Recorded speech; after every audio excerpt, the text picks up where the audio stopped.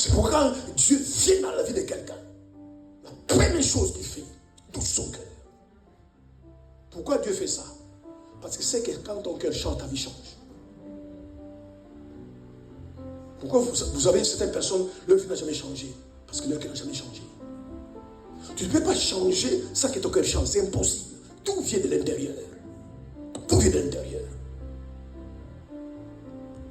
Ce que tu es réellement, ce que tu es, c'est ce qui est à l'intérieur. Ce qui est à l'intérieur. Si ton cœur ne change pas, si tu ne laisses pas Dieu toucher ton cœur, ta vie ne changera jamais. Tu vas porter l'habit d'hypocrisie. Tu vas faire semblant comme tu as changé, mais un jour, on va savoir que tu n'as jamais changé. Parce que tu ne peux pas cacher tout le temps ce qui est dans ton cœur. Impossible. Tu vas cacher aujourd'hui, cacher demain, lendemain. Mais un jour, tu vas manifester ce qui est dans ton cœur. Parce que l'endroit où la vie de Dieu se manifeste, c'est notre cœur. La grâce de Dieu viendra dans ton cœur. C'est pourquoi que vous gardez votre cœur.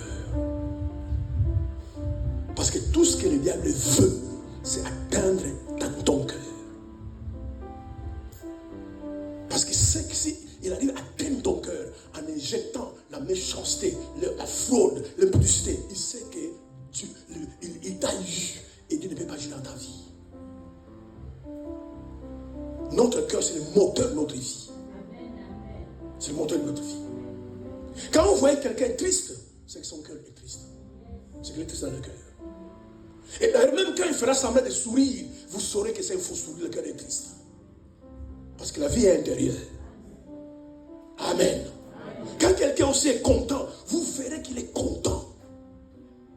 Et d'ailleurs, il aura du mal à cacher qu'il est content. Parce que son cœur est content.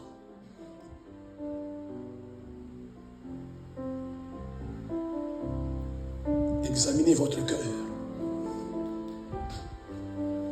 Allez scanner votre cœur. Quelle est la nature de ton cœur? Vous savez, ton cœur a des yeux. Éphésiens 1:18.